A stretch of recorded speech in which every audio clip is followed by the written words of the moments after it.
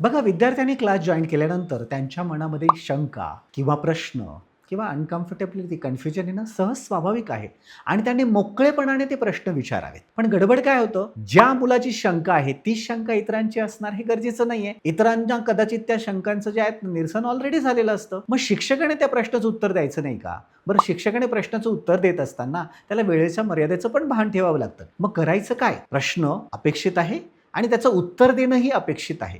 मग हा जो ब्रिज आहे, हा सेतू उभा कसा राहणार? तर वेळेची मर्यादा लक्षात घेता आपण काय केलं, मन की बात इंग्लिश की जुबानी हा उपक्रम सुरू केला. 1 फूट बाय 1 फूटची सर्वसाधारणपणे एक ॲक्रेलिकची पेटी बनवली आणि त्याला एक वरती जे आहेत ना चिठ्ठी टाकण्यासाठी जागा ठेवली. मग स्वाभाविकपणे विद्यार्थ्यांच्या मनामध्ये कुठल्याही शंका असो, मग त्या व्होकॅब्युलरीच्या असो, ग्रामरच्या असेल, प्रोनाउन्सिएशनच्या असतील किंवा इतर वाक्यांच्या संदर्भातले असतील, त्याने ती चिट टाकावी आणि ती टाकल्यानंतर 2-2 दिवसानंतर आपण ते बॉक्स ओपन करतो. ओपन केल्यानंतर त्या ज्या शंका आहेत, त्या शंकांचं सविस्तर अगदी उत्तर लिहितो, त्याचा प्रिंट काढतो आणि आपल्या क्लासच्या बाहेर असलेल्या सॉफ्टवेअरवर ते पिन इन करतो.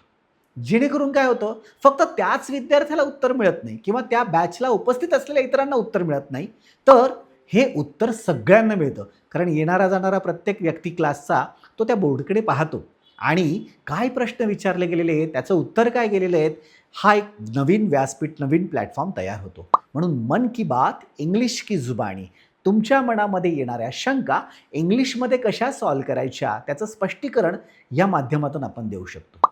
हा उपक्रम अतिशय यशस्वी ठरलेला आहे. इंग्लिशबद्दलची अशीच नवनवीन माहिती जाणून घेण्यासाठी आम्हाला नक्की फॉलो करा. मनापासून धन्यवाद. Thank you.